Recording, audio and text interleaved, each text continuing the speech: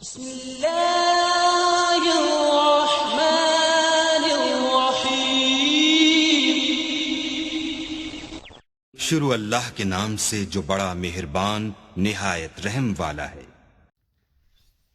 الحمدللہ رب العالمین، الصلاۃ والسلام علی سید المرسلین۔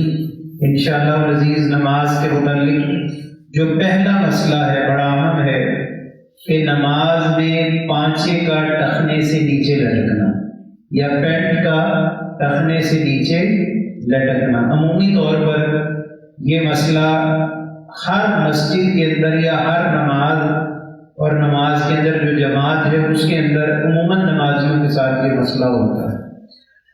ایک تو وہ طبقہ جو باقاعدہ نمازی ہے، یعنی نماز باقاعدہ پڑھتا ہے، خواہ وہ بوڑھے لوگ ہیں، جوان ہیں، بچے ہیں، اور وہ باقاعدہ نمازی ہیں۔ ایک ایسا نمازی بھی ہے جو ہے تو باقاعدہ نمازی لیکن وہ ڈیوٹی میں ہے، آن ڈیوٹی ہے، سروس کرتا ہے، فوجی ہے، پولیس میں ہے، ہاں اس کی نماز باقاعدہ اس جماعت کے ساتھ نہیں، کبھی کبھار ہو جاتی، کبھی وہ کہیں، کبھی تنہا، کبھی جماعت، اس کی مجبوری ایسی۔ اور دوسرا مسئلہ اس کے ساتھ اس کا لباس ہے، یونیفارم ہے۔ اب یونیفارم میں لامحالہ اگر پولیس کا آدمی ہے، فوج کا بندہ ہے، یا کسی ادارے میں ایسی ملازمت ہے یا کسی تعلیمی ادارے میں یونیفارم کی شرط ہے کہ پینٹ ہے، تو پینٹ کے مسائل ایسے ہیں کہ پینٹ ٹخنے سے اوپر نہیں ہوتی۔ آپ نے کسی کو نہیں دیکھا ہوگا کہ کسی کی پینٹ ٹخنے سے اوپر ہو، یعنی پینٹ ہمیشہ ٹخنوں سے نیچے ہوتی ہے۔ اس مسئلے میں، اس ایشو کے حوالے سے اس کو بڑا عام مسئلہ سمجھتے ہیں، جبکہ یہ عام مسئلہ نہیں ہے، یہ بڑا ہی پیچیدہ اور گمبھیر مسئلہ ہے کہ اگر اس پر عمل نہیں ہوگا تو مطلقاً نماز بھی وہ نور نہیں عطا کرے گی جس سے وہ ہم اس نماز سے نور لینے کے مستحق ہے۔ پہلی بات، اب جب ہم نماز سے پہلے وضو کر کے آتے ہیں تو پہلی بات یہ ہے کہ ہر مسلمان کی شلوار اس کے ٹخنوں سے اوپر ہونی چاہیے۔ یہ بات تو طے ہے، کیونکہ نبی کریم صلی اللہ علیہ وآلہ وسلم نے ارشاد فرمایا، جو اظہار تکبر جان بوجھ کر اپنی شلوار ٹخنوں سے نیچے کرے گا وہ جہنم میں ہے۔ اب یہ دیکھیں اس کی وجہ کیا تھی کہ حضور نبی اکرم صلی اللہ علیہ وآلہ وسلم کے دور اقدس میں اور ماں قبل بھی جو نصارہ و یہود تھے، عیسائی اور یہودی تھے یا مشرکین تھے، وہ فخر کے ساتھ اظہار تفاخر کی وجہ سے، تکبر کی وجہ سے اپنا لباس اتنا لمبا کرتے تھے کہ وہ زمین پر گھسٹتا تھا۔ اس پر گھسٹتا تھا؟ زمین پر، اور اس پر وہ فخر کرتے تھے۔ آج بھی آپ اگر دیکھیں، یہ آپ ٹی وی میں منظر بے شمار دیکھ چکے ہوں گے، جو پرانے لوگ ہیں وہ بھی اس چیز کو جانتے ہیں کہ عیسائی عورتیں یا عیسائی مرد آج بھی جب وہ بڑا لباس تن کرتے ہیں تو ان کا لباس بڑا لمبا ہوتا ہے، اوور کوٹ ہوتے ہیں، نیچے لمبے لمبے لباس پہنتے ہیں اور باقاعدہ اس پر فخر کا اظہار کرتے ہیں کہ ہمارا لباس جو ہے وہ ضرورت سے زائد ہے۔ اسلام نہ تو ضرورت سے کم اور نہ ضرورت سے زائد، اس کے اوپر اسلام یقین نہیں رکھتا۔ ضرورت سے کم کپڑا بھی جو خلاف سطر ہو اس کو بھی مانا، اس کے بھی منافی، اور جو ضرورت سے زیادہ اسلام اس کے بھی منافی ہے، وہ بھی اسلام کے منافی۔ اب معاملہ یہ ہے کہ جو شخص کپڑا لٹکائے گا، بخاری اور مسلم کی حدیث ہے کہ جس نے بھی من جرا صوبہ ہو، جس نے اپنے کپڑے کو لٹکایا، خیلا لم ينظر الى اللہ علیہ یوم القیامہ، اللہ تعالیٰ قیامت کے دن اس پر رحمت کی نگاہ نہیں ڈالے گا۔ اب یہ حدیث تو واضح ہو گئی کہ جس نے بھی اس لیے کپڑا لٹکایا کہ تکبر کی بنیاد پر، لیکن اگر باامر مجبوری ہے، کوئی ایسا لباس ہے یا وہ پیٹ سے ناف سے نیچے لٹک جاتا ہے، باامر مجبوری یعنی حالت گزر ہے، تو اس حالت میں وہ اپنے ٹخنے ننگے کرے گا۔ نماز میں کیا کرے گا؟ ٹخنے خالی کرے گا، کپڑا اوپر کرے گا۔ اور اگر وہ کپڑا یعنی پینٹ ہے تو اس کو فولڈ کرے گا. کیا کرے گا؟ فولڈ کرے گا. ہر صورت میں نماز میں وہ ایسا کرے گا. اب نماز کے بعد وہ ایسا نہیں کر سکتا کیونکہ وہ تکبر کی وجہ سے نہیں اس طرح کر رہا. اس کی مجبوری، اس کا لباس ہی ایسا ہے، جس نے ایک پینٹ یا شرٹ پہنی ہے، ڈیوٹی پر ہے، مجبوری ہے. لیکن کپڑا وہ پہنا جائے جس کے پہننے پر اللہ اور اس کا رسول خوش ہوتے ہیں، اور وہ وہی لباس ہے کہ حضور کی اتباع، جیسا نبی پاک صلی اللہ علیہ وسلم نے پہنا. یہ جو ہم شلوار قمیض پہنتے ہیں یہ حضور علیہ الصلوۃ والسلام کی سنت ہے، کیونکہ اللہ کے نبی نے اس کپڑے کو پسند فرمایا، اس کپڑے کو پسند فرمایا. اور حدیث مبارکہ ہے کہ شلوار باقاعدہ طور پر ترک علاقوں سے حضور علیہ الصلوۃ والسلام کی طرف بھیجی گئی، سی کر بھیجی گئی. آج بھی اگر مکہ المکرمہ اور مدینہ شریف میں آپ جائیں تو ترک آج بھی شلوار، جیسے ہم نیفے کے ساتھ شلوار پہنتے ہیں، وہ اس شلوار کے اوپر شرٹ پہنتے ہیں، یہی شلوار ہوتی ہے. اور اس کے پانچے قدرے ہمارے پانچوں سے مختلف ہوتے ہیں، یعنی پاجامے کی طرح یا اسی طرح کے بھی ہوتے ہیں. میں نے پورے الحمدللہ اس عمرے میں بھی پچھلے میں بھی بڑے غور سے ان کو دیکھا کہ ان کا جو اصل ترکوں کا جو لباس ہے وہ اسی لباس میں زیادہ طور پر حرم میں آتے ہیں، اور ان کے لباس میں آج بھی وہی شلوار ہے جو ہم سے بیان کرتے ہیں. ہماری شلوار قدرے کھلی، یعنی اس کا جو گھیر ہے وہ زیادہ کھلا ہوتا ہے، لیکن ان کی شلوار پینٹ نما ہوتی ہے، لیکن اس میں بھی ان کے جسم کے اعضاء واضح نہیں ہوتے. جس کے جسم میں اعضاء واضح ہو ایسا کپڑا پہننا حرام ہے، مکروہ تحریمی، جسے اعضاء واضح ہو، مرد ہو یا عورت ہو. تو مرد کے لیے کیونکہ اس کے لیے بھی سطر کا ایک مقررہ جگہ لکھی گئی اور وہ ناف سے گھٹنوں تک ہے، اور اس کا چھپانا یہ تو لازم ہے. اب اتنا کپڑا کہ وہ کپڑا ٹخنوں سے نیچے چلا جائے اور باہر مجبوری ہو تو اس کو فولڈ کر کے نماز میں نماز پڑھی جائے گی. اور اگر ممکن ہے تو اپنی شلوار کو درست کر لے، صحیح سمت میں لے آئے. اور پھر یاد آ جائے تو یہ نہیں کہ نماز میں عام حالت میں بھی کپڑا ٹخنوں سے نیچے نہیں ہونا چاہیے. تو اس حوالے سے اگر کسی شخص کو یہ مسئلہ پہلے سے معلوم نہیں تھا تو آج معلوم ہو جائے گا کہ جب بھی ہم نماز پڑھیں گے ہم اپنی شلوار کو اس طرح فولڈ نہیں کریں گے، اس طرح ایسے جس کو ہم پنجابی میں گلوسا دینا کہتے ہیں، بلکہ ہم اپنی شلوار کو اوپر کی جگہ پر لے جائیں گے.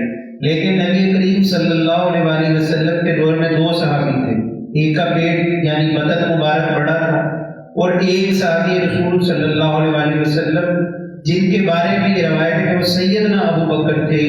آپ کا جسم اقدس بہت کمزور تھا اور اکثر جسم اقدس سے کپڑا نیچے آ جاتا تھا، یعنی نقاہت کی وجہ سے. تو اللہ کے نبی علیہ الصلوۃ والسلام کے سامنے ایک دفعہ ان دونوں صحابہ کا ذکر ہوا تو فرمایا ان کے دلوں میں تقویٰ ہے، لہذا یہ عمل ان کے لیے اللہ تعالیٰ کی محبت میں مانے نہیں ہے. اگر نیچے بھی آ جائے تو مانے نہیں ہے. یعنی اس اعتبار سے استدلال سے یہ بھی پتہ چلا کہ اگر کوئی شخص جان بوجھ کر کپڑا نیچے نہیں کرتا اور خود ہو جاتا ہے تو وہ گنہگار نہیں ہے، لیکن عادت نہ بنائے، خاص طور پر نماز میں بھی اور عام اوقات میں بھی.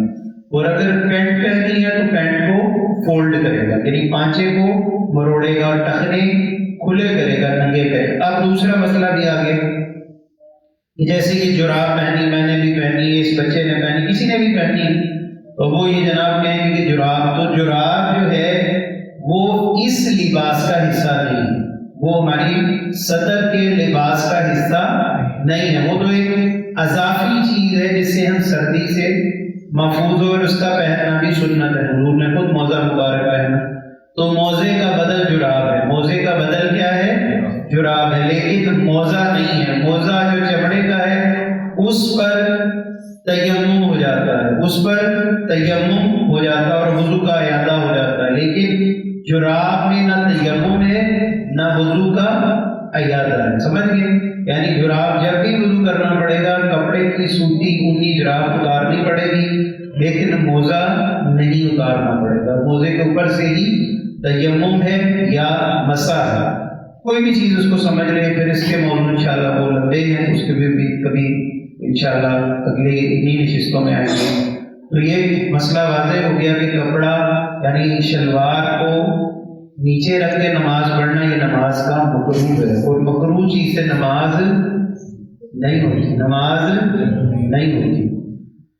اب ایک اور مسئلہ، ابھی اسی تھوڑی دیر پہلے جب ہم جماعت پڑھ کر رہے تھے تو قاری صاحب چوتھی رکعت سے ایسے ہی ہوا، قاری صاحب آپ اٹھیں تو امام کا یا کسی بھی مقتدی کا جو سجدہ صاحب ہے، اب کہاں سجدہ صاحب ہے، یہ پورا باب ہے، اس پر بھی انشاءاللہ پورا موضوع آئے گا اور انہی چند دنوں کی نشستوں میں آئے گا، کیونکہ یہ ایک بڑا اہم مسئلہ ہے۔ لیکن بہت سارے لوگوں کو پتہ نہیں ہوتا کہ کہاں پر سجدہ صاحب ہے، جہاں سجدہ صاحب ہے وقت کرنا نہیں، یعنی ہم چھوڑ دیتے ہیں، اور جہاں سجدہ صاحب ہے اس کو ہم نے کیا ہی نہیں، ادا ہی نہیں کیا تو نماز ہی نہیں ہوگی، اور ایک جگہ جہاں سجدہ صاحب نہیں کرنا وہاں ہم کر رہے ہیں تو اس سے بھی نماز باطل ہو جائے گی۔ کیا ہو جائے گی؟ نماز باطل۔ یہ بھی بڑا اہم علم ہے۔ تو تین مسائل ہیں جس سے سجدہ صاحب ہوتا ہے، فرض اور واجب، ان دونوں میں تاخیر، فرض میں اور واجب میں۔ اور تیسرا ہے ترک واجب، کہ واجب کا ترک ہو گیا یعنی واجب رہ گیا تو اس پر سجدہ صاحب ہوگا۔ اب اگر قاری صاحب یا امام چوتھی رکعت میں یا تیسری رکعت میں یا دوسری کسی بھی رکعت میں، اب یہ مسئلہ سمجھیں کہ ایسا کوئی عمل ہے جیسے 3 رکعتوں والی نماز تھی، یعنی کون سی نماز تھی 3 رکعتوں والی؟ ظہر کی، مغرب کی۔ تو مغرب میں اگر وہ تیسرے فرض میں اٹھ کے کھڑا ہو گیا، یا 2 فرضوں والی نماز فجر کی تھی، اس کے آخری قاعدہ اولا میں بیٹھنے کی بجائے، قاعدہ اخیرہ میں بیٹھنے کی بجائے وہ کھڑا ہو گیا، یا قاعدہ اخیرہ کو قاعدہ اولا سمجھا اور اٹھ کے کھڑا ہو گیا، اور پیچھے سے کسی نے کہا اللہ اکبر، تو اگر وہ اٹھتے ابھی پورا قیام نہیں کیا اور فوراً بیٹھ گیا تو یہاں سجدہ صاحب نہیں ہوگا، یہاں سجدہ صاحب کی ضرورت نہیں ہے، کیونکہ ابھی انہوں نے کوئی خلاف ورزی نہیں کی، ابھی اتنا ٹائم نہیں گزرا۔ اگر وہ ٹائم گزر جاتا، کتنی مقدار؟ سبحان اللہ سبحان اللہ سبحان اللہ، اتنی مقدار سے زیادہ وقت گزر جائے تو پھر کیا ہوگا؟ سجدہ صاحب واجب ہو جائے گا، سجدہ صاحب واجب ہو جائے گا۔ جیسے میں بھی مثال کے طور پر ایک بچے کو آپ آؤ بیٹے ادھر کھڑے رہے، ادھر آ جاؤ، شاباش، درود شریف پڑھیں گا، ادھر منہ کر لو، ادھر منہ کر لو، بیٹھ جاؤ، التحیات میں جیسے بیٹھتے ہیں۔ اب یہ امام صاحب ہیں اور امام نماز پڑھا رہا تھا، اب امام نے یہاں سے سلام پھیرنا ہے، کیا کرنا ہے؟ سلام پھیرنا، یعنی 2 فرضوں کی نماز یا صبح کی ہے، 3 فرضوں کی مغرب کی ہے، اور ظہر عصر اور عشاء میں 4 فرضوں کی قاعدہ اخیرہ میں بیٹھے ہیں، آخری التحیات میں پہنچ گئے ہیں۔ اب یہاں انہوں نے سلام پھیرنا تھا، اب انہوں نے کیا غلطی کی کہ یہ اٹھ کے کھڑے ہو بیٹھے، ہم نے کہا اللہ اکبر، فوراً آپ بیٹھ گئے، فوراً بیٹھنا، آپ نے اللہ یا اتنا ہی کہا اور بیٹھ گئے، تو یہاں سجدہ صاحب نہیں کرنے کی ضرورت، کیونکہ کوئی غلطی نہیں ہوئی، ابھی یہ صرف اٹھے، قیام بھی پورا نہیں ہوا اور اگلا رکن شروع ہی ہوا، اگلا رکن شروع نہیں، یعنی سورہ فاتحہ نہیں پڑھی، تکرار واجب نہیں ہوا، اور کوئی بھی ایسا عمل ابھی اس کے دوران نہیں ہوا، کیونکہ یہ لقمے کے اندر سے ہی واپس آ گئے۔ اگر یہ آگے چلے جاتے، غلطی ہو جاتی یا سلام پورا پھیر دیا جاتا اور پھر واپس دوبارہ یہ شروع کرتے تو پھر کیا ہونا تھا؟ سجدہ صاحب۔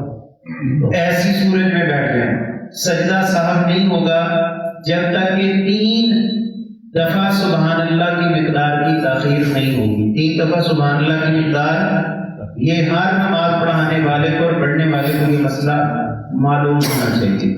اب انشاءاللہ اس کے آگے جو بھی مسائل آتے جائیں گے، کیونکہ آج ہم ضمناً بات کر رہے ہیں تاکہ اس پر ابھی سے ہم غور کرنا شروع کریں، تھوڑا سا دماغ ذہن کھلے۔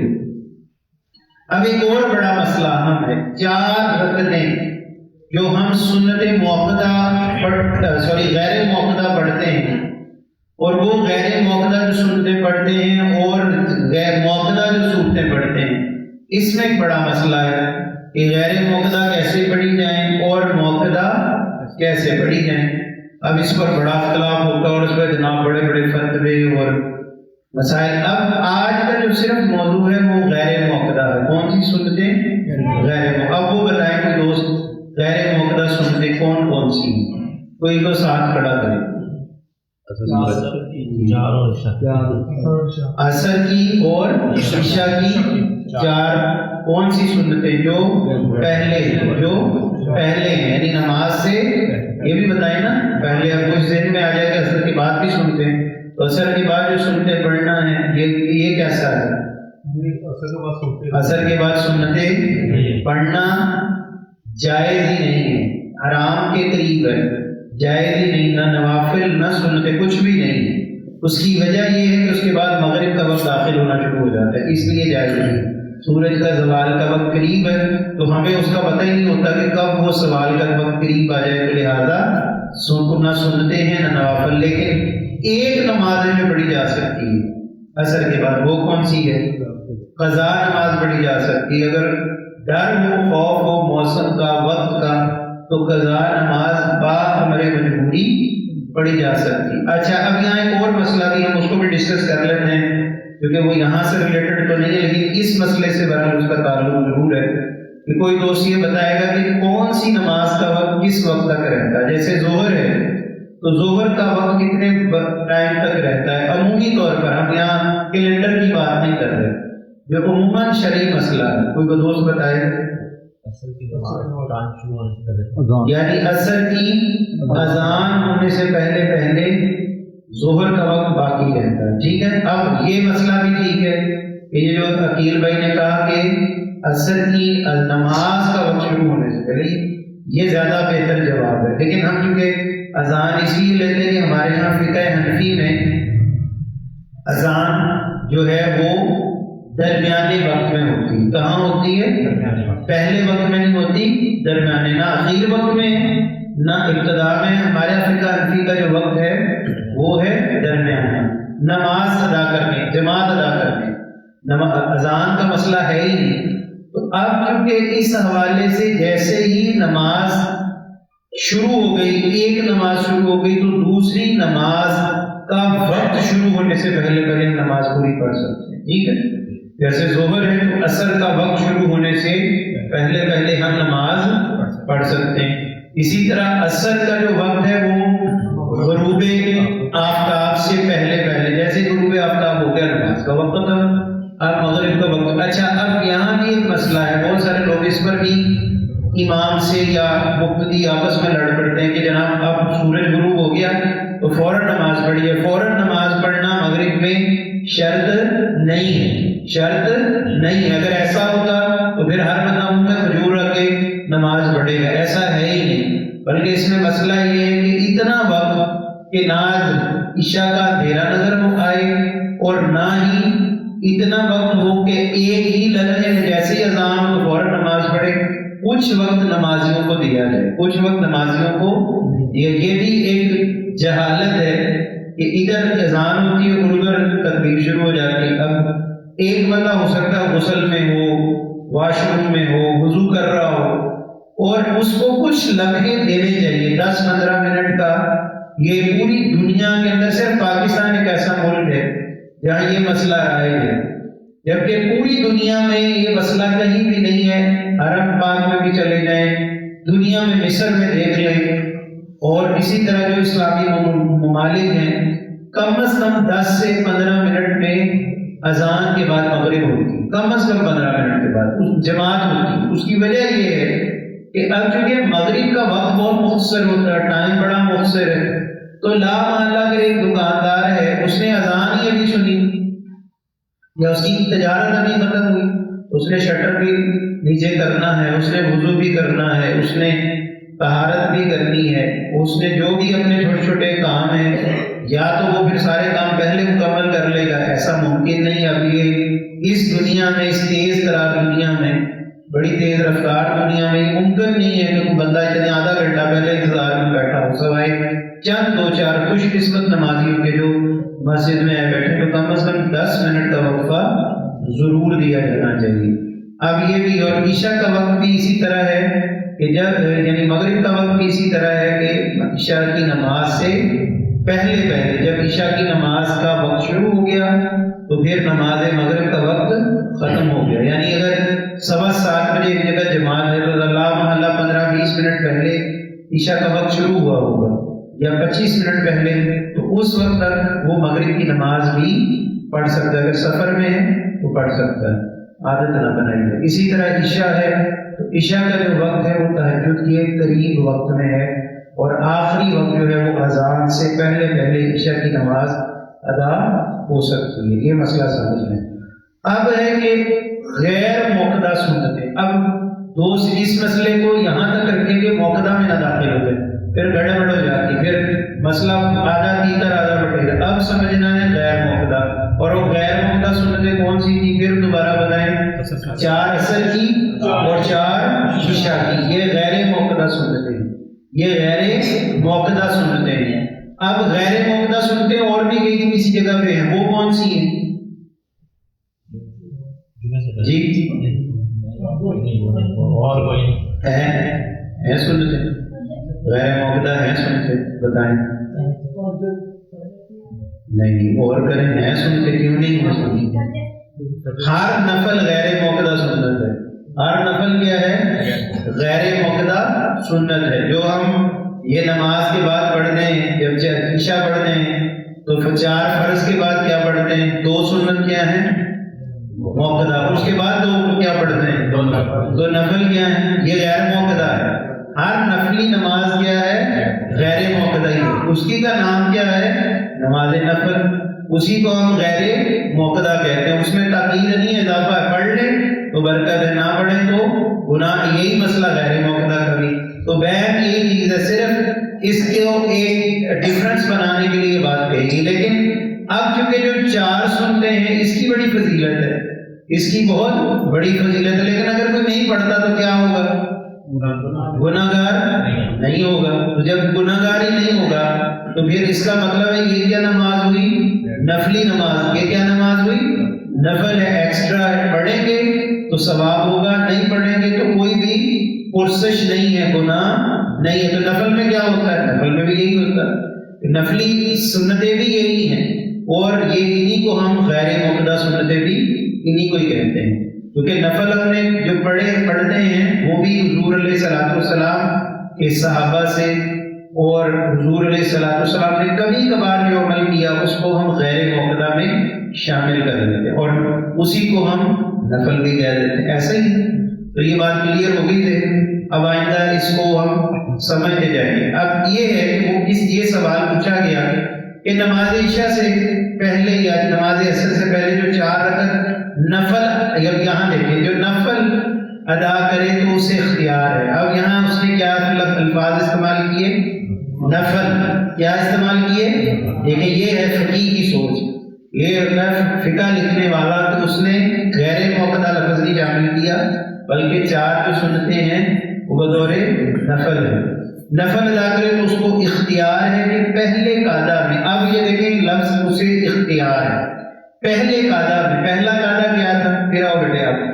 اب اس نے پہلی ایک رکعت پڑھی، دوسری رکعت پڑھی اور بیٹھ گئے. اس کو کیا کہتے ہیں؟ بیٹھنے کو قعدہ. کیا کہتے ہیں؟ قعدہ. پخانے والی جگہ کو کیا کہتے ہیں؟ مقعد. عربی میں جب آپ کے پخانے والی جگہ نیچے لگ جاتی ہے تو کیا آپ کی حالت میں ہوتے ہیں؟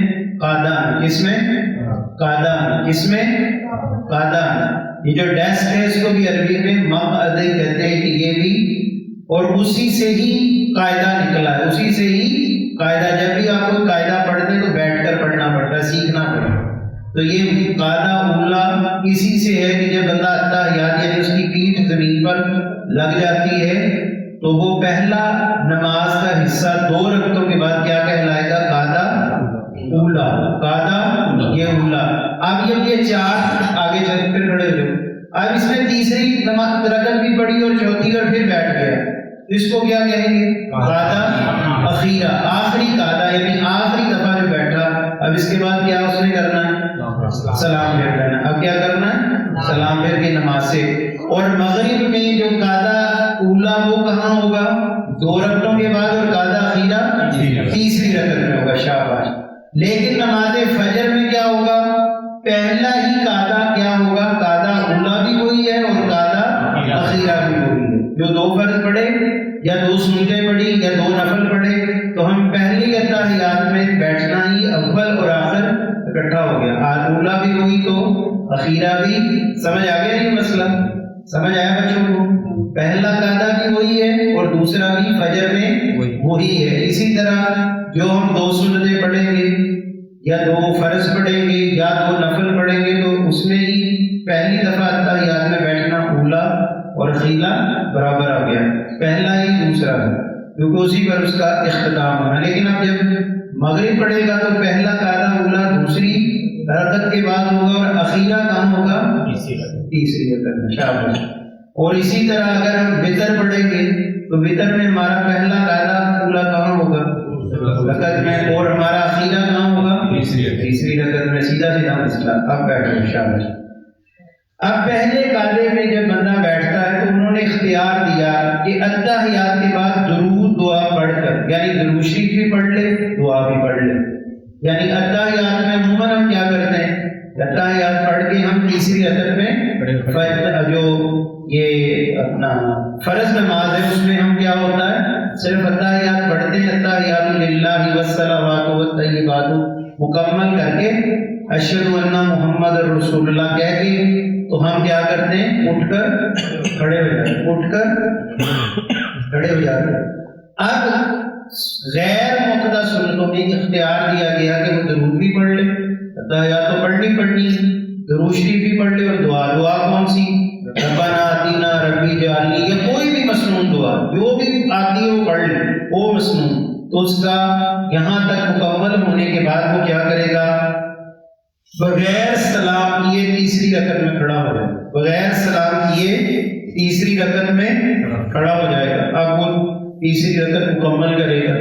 پھر اسی طرح وہ چوتھی رکعت اور تیسری رکعت کے آغاز میں وہ کیا کرے گا؟ وہ ثنا بھی پڑھے گا. صحیح ہے، ثنا بھی پڑھے گا. اور پھر اس کے بعد وہ اسی طریقے سے جیسے پہلے قاعدہ اولا میں اتحیات میں بیٹھا تھا اور درود وغیرہ اس نے جس طرح پہلے ادا کیا تھا اسی طرح وہ کر کے اپنی نماز کو مکمل کر لے گا. ٹھیک ہو گیا؟ اب یہ ہے کہ یہ ایک اس کا طریقہ ہے، ایک اس کا انداز ہے کہ یہ ایک طریقے سے اس کی جو ہے وہ سنت غیر مقتضیٰ پوری ہو گئی. کیا کیا اس نے کہ وہ اتحیات میں بیٹھا، اس نے اتحیات میں بیٹھے بیٹھے درود شریف بھی پڑھا اور دعا بھی پڑھی اور تیسری رکعت میں کھڑے ہو کے اس نے سبحانک اللہ سے شروع کیا، تعوذ تسمیہ سارا کچھ پڑھا اور پھر سورہ فاتحہ پڑھی اور پھر اس کے بعد اس نے اپنی نماز کو مکمل کر لی. ایک طریقہ. اب آئیں اس پر کہ جو یہ تو ایک طریقہ ہے، لیکن اس پر آئیں جو ان کتب میں لکھا ہے کہ جن میں ہمارے صالحین نے اور ائمہ اربعہ نے کثیر عمل کرتے ہوئے لوگوں کو دیکھا. اب یہ بھی میں بتاؤں گا کہ اس کی کیوں رخصت دی گئی اور اس پر زیادہ کیا عمل کہا گیا کہ اس پر عمل کرنے کے فوائد کیا ہیں. وہ طریقہ یہ ہے کہ پہلے قاعدہ اولا میں صرف اتحیات پڑھے جیسے ہم جماعت میں پڑھتے ہیں اور پھر نہ درود پڑھے نہ دعا پڑھے اور تیسری رکعت پر ثنا بھی نہ پڑھے. اب وہ بالکل اسی طرح ہی کرے جیسے نماز میں پڑھ رہا ہے. خلاصہ یہ کہ چاروں رکعت نفل کو 2 رکعت نفل کی طرح پورا کر لے، 2 رکعت نفل کی طرح پورا کر لے، لیکن رات درمیان میں تیسری رکعت سے پہلے سلام نہ کرے. ٹھیک ہے؟ وہ کہتے ہیں یہ عمل بڑا زبردست ہے. یہ طریقہ اس لیے کہ اس کو شامی یعنی حضرت شامی رحمہ اللہ نے اس پر عالمگیری نے فتویٰ دیا کہ یہ زیادہ اولا عمل تھا جو صحابہ کرام کو کرتے دیکھا.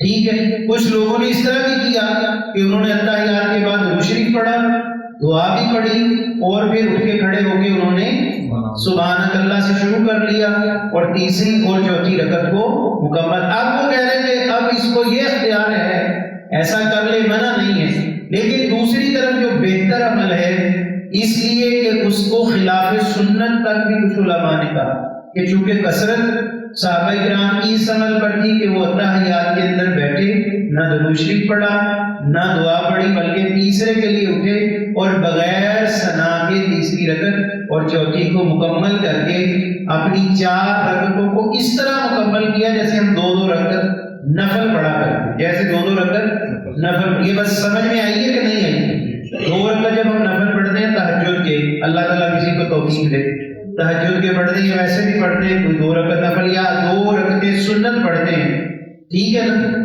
تو 2 رکعتیں سنت غیر موقدہ پڑھتے ہیں جیسے ہم عشاء میں پڑھتے ہیں، 4 سنت پڑھ لی، یہ بھی غیر موقدہ تھی، پھر اس کے بعد 4 فرض پڑھ لیے، یہ فرض تھے، پھر اس کے بعد 2 سنتیں موقدہ اور پھر 2 سنتیں غیر موقدہ بھی ہم پڑھتے ہیں، اس طرح 17 رکعتیں مکمل ہوتی ہیں، اور پھر 3 وتر، اور پھر اس کے بعد بھی عمومی طور پر کچھ لوگ 2 رکعتیں زائد پڑھ لیتے ہیں۔ تو یہ جو زائد ہے یہ نفلی عبادت ہے، تو اس کو اگر 2 رکعتوں کے ترتیب سے پڑھے گا، صرف سلام نہ پھیرے، اور اگر سلام بھی پھیر لے تو کوئی مسئلہ نہیں، یہ بھی آپ کو سمجھانا سمجھ۔ جیسے کسی نے 2 رکعتیں پڑھی، اس کا وضو ٹوٹنے والا ہو گیا، اس کو پیشاب آ رہا ہے، تو وہ اپنا سلام پھیرے جائے، وضو مکمل کر کے دوبارہ 2 رکعتیں پوری ہوگی، آگے 2 رکعتیں پڑھ لے، اس کی 4 رکعتیں پوری ہو جائیں گی۔ یہ فتویٰ ہے، لیکن تقویٰ کیا ہے کہ وہ 4 کی 4 اکٹھی ادا کرے گا، 4 کی 4 اکٹھی ادا کرے گا۔ اگر مجبوری ہے، اب یہ بھی ہے کہ میں مثال دے رہا ہوں، ادھر سے عمران بھائی آئے اور قاری صاحب نماز عشاء کی پڑھانے لگے تھے یا عصر کی پڑھانے لگے تھے، عمران بھائی آئے پریس سے جناب، تو عمران بھائی نے کہا کہ میں وضو کر لوں، ابھی ٹائم ہے، لیکن ٹائم دیکھا نہیں، اور آ کر انہوں نے 4 رکعتیں شروع کر لی۔ اچانک کیا ہوا کہ قاری صاحب نے تکبیر اولا مکبر نے کہی اور قاری صاحب نے بھی تکبیر کہہ دی، اب جماعت شروع ہو گئی۔ اب اولا کیا ہے کہ یہ 4 رکعتوں کو پورا نہ کریں، اس کو 2 پہ سلام پھیر دیں، اور جماعت اولا ہے، اپنی جماعت کو مکمل کر لیں، ایسا نہ ہو کہ جماعت کی رکعت رہ جائے، جماعت کی رکعت رہ جائے۔ یہ بھی ایک بڑا اہم مسئلہ ہے کہ ہم اپنی رکعتیں پوری کر رہے ہیں، ادھر امام بھلے سلام پھیرے بھاڑ میں جائے، خوہ میں گر جائے، ہم نے اپنی جناب 4 سنتیں پوری کر دی ہیں، وہ غیر موقدہ نفلی، اور آپ فرض ضائع کر رہے ہیں، اس کے مقابل کیا ضائع کر رہے ہیں؟ فرض نماز ضائع کر رہے ہیں۔ تو یہاں کیا کرے گا؟ اگر ان کو پتہ چل گیا کہ 2 میری رکعتیں مکمل ہو جائیں گی اور مجھے رکعت مل جائے گی، تو 2 مکمل کر لیں۔ اب تو غلطی ہو گئی نا، پہلے تو احتیاط کرنی، وقت دیکھیں، کیونکہ امام کے ساتھ ہی پڑھے، کیونکہ وقت نہیں ہے تو بعد میں ادا کر لیں، سنتیں تو کہیں نہیں جا رہی، بعد میں بھی پڑھی جا سکتی، لیکن چونکہ اب عصر کی تو بعد میں بھی نہیں پڑھی جا سکتی کیونکہ غیر موقدہ ہیں، لیکن عشاء کی پڑھی جا سکتی، عشاء کی بعد میں پڑھ لیں، اور یہ 4 چھوڑ دیں، اگر 4 نہیں چھوڑنی تو 2 پڑھ لی، تو کم از کم 2 پر ہی اتفاق کریں، 2 کو پڑھ لے اور باقی نماز اپنی امام کے ساتھ کیا کرے گا؟ مکمل کرے گا۔ اور یہ معاملہ موقدہ سنتوں میں بھی ہے، اگر سنت موقدہ ہے اور امام کھڑا ہو جائے اور آپ کو یہ خوف ہے کہ میرا مکمل ہونے سے پہلے جماعت نکل جائے گی یا میری یہ جو فرائض ہیں مکمل نہیں ہو پائیں گے، تو وہ اپنی 2 سنتیں موقدہ پڑھ لے اور 2 سنتیں موقدہ بعد میں مکمل کر لے، اس طرح بھی کر سکتا ہے، یہ 4 ہی بعد میں مکمل کر لے۔ اسی لیے عصر و عشاء کے اندر یہ صورت ہے، یہ غیر موقدہ سنتے ہیں، نفلی ہیں، اس کو جب بھی ہم پڑھیں گے تو اولا طریقہ کیا ہوا کہ تحیات مکمل کریں، نہ درود شریف پڑھیں، نہ ہم اس میں دعا پڑھیں، تیسری رکعت میں کھڑے ہو جائیں، اور نہ تو تیسری رکعت میں ثنا پڑھیں جیسے ہم نماز میں تیسری میں ثنا نہیں پڑھتے، اور چوتھی رکعت کو مکمل کر کے سلام پھیر کے ہم نماز سے کیا ہو گئے؟ باہر نکل جائیں۔ اب یہ مسئلہ حل ہو گیا، سمجھ آ گیا، درود شریف پڑھیں۔ سیدنا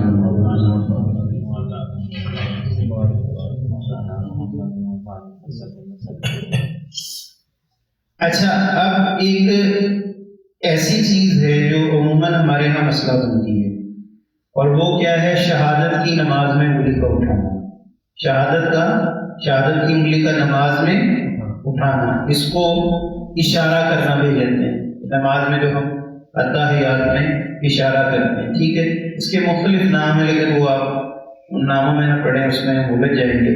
اب یہ ہے کہ اس میں بھی علماء نے کہا کہ جو لوگ ایسے کرتے ہیں، کوئی کرنا بھول گیا، وہ پریشان ہے، میں نے اشہد ان لا میں انگلی دی نہیں، بلکہ کئی تو اذان میں بھی کرتے ہیں، وضو میں بھی کرتے ہیں۔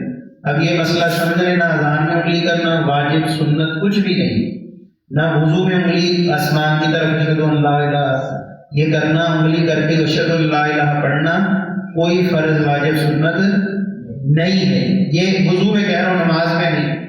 نماز میں جو یہ عمل ہے اس کا درجہ مستحب ہے. اس کا کیا ہے؟ درجہ مستحب ہے. کچھ نے اس سے بھی آگے کہا، لیکن جو مجموعی رائے ہے اس میں اگر جو اشارہ کرتا ہے اس کو ابھی جائز ہے، اور جو نہیں کر پایا یا نہیں کرتا اس پر کوئی انگلی نہیں اٹھا سکتے. سمجھ گئے بات کو؟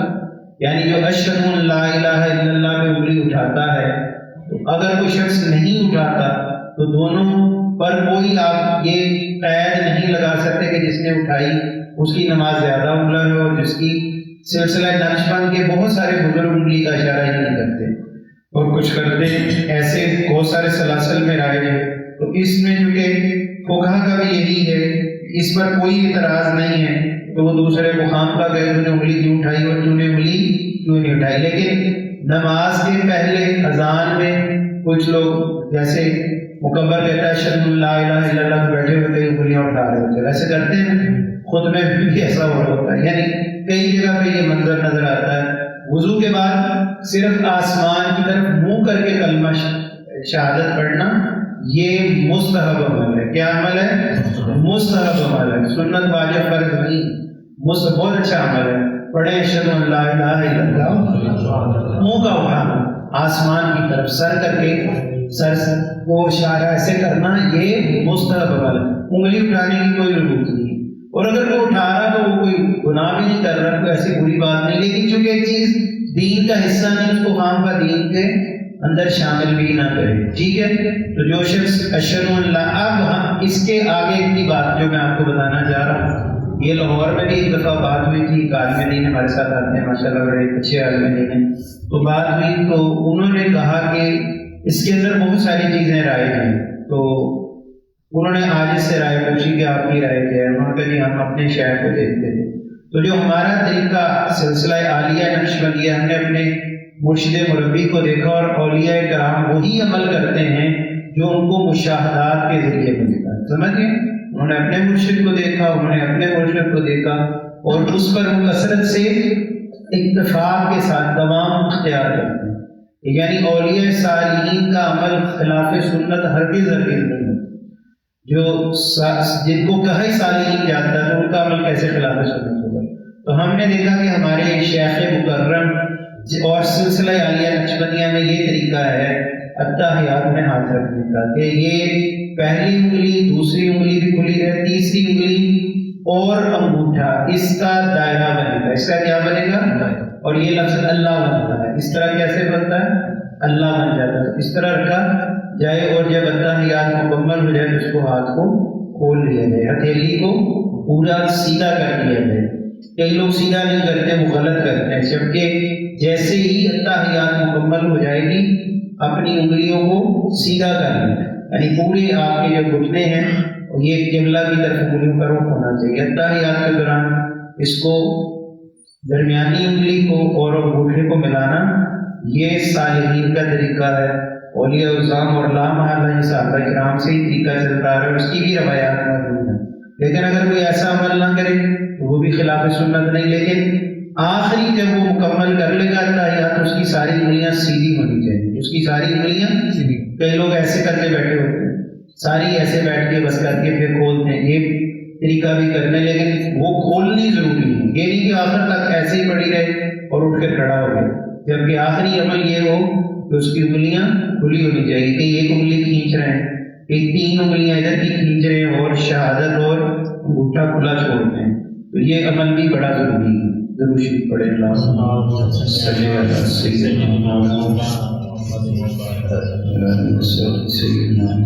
اسی کے ساتھ ایک مسئلہ جو ہے وہ چونکہ نماز سے ہی متعلقہ ہے، میں آپ کو شامل اس لیے کر رہا ہوں کہ بہت سارے لوگ اس پر بھی اکثر پریشان ہوتے ہیں کہ اب پتہ نہیں معاملہ کیا ہے. تو ایک شخص نے خط لکھا ان صاحب مؤلف کو، حاجی بخش صاحب. انہوں نے لکھا اور کہا کہ جناب میں طائف میں مقیم ہوں، اور جب میں مکہ آتا ہوں، یعنی مکہ سے طائف کا سفر 100 کلومیٹر ہے. کتنا ہے؟ 100 کلومیٹر ہے. تو پورا 100 کلومیٹر سفر ہے. اب میں آ کر مکہ میں قصر نماز پڑھوں گا یا میں مقیم کے طور پر پوری نماز پڑھوں گا؟ کیونکہ میں ہوں تو کاغذوں میں مقیم لکھا یہی جاتا ہے کہ جو مکہ اور طائف کے لوگ ہیں وہ مقیم ہیں. لیکن سفر 100 کلومیٹر کا ہے، تو اب میں کیا کروں گا؟ تو انہوں نے بڑا خوبصورت جواب دیا کہ آپ کو قصر نماز پڑھنی ہوگی۔ کیا کرنی ہوگی؟ قصر نماز۔ جب 100 کلومیٹر، یعنی قصر نماز کی مقدار کتنی ہے؟ 100 کلومیٹر، اور یہ 68 میل بنتے ہیں۔ کتنے؟ پرانے 68 میل یا 70 میل۔ اب اس نے اگر 95 کلومیٹر پہ بھی چلا جائے گا تو نماز پڑھ لے گا، قصر ہی پڑھے گا۔ 90 سے اوپر چلا جائے گا، چونکہ اس کی وجہ کیا ہے وہ بھی میں آپ کو سمجھا دوں، تو یہ نہ کہ یہ کوئی رائے دی جا رہی۔ اب چونکہ شہروں کا ریڈیس بڑھ گیا ہے، پہلے شہر 2-4 کلومیٹر کے ہوتے تھے، اب شہر 20-20 کلومیٹر لگتے ہیں، 30-30 کلومیٹر۔ لاہور ہے تو 100 کلومیٹر لمبا، چیچا ہوتی ایک زمانے میں 1 کلومیٹر پہ ہوتا تھا، اب 3-4 کلومیٹر چوڑا ہے۔ صاحب ایک زمانے میں 4-5 کلومیٹر کا تھا، 20 کلومیٹر کا قریباً ریڈیس ہے کہ سارا طرف صاحب شہر ہے۔ تو جہاں 90 کلومیٹر مکمل ہو جائے اس سے آگے قصر پڑھی جا سکتی ہے۔ اب یہ مسئلہ کیوں ہے؟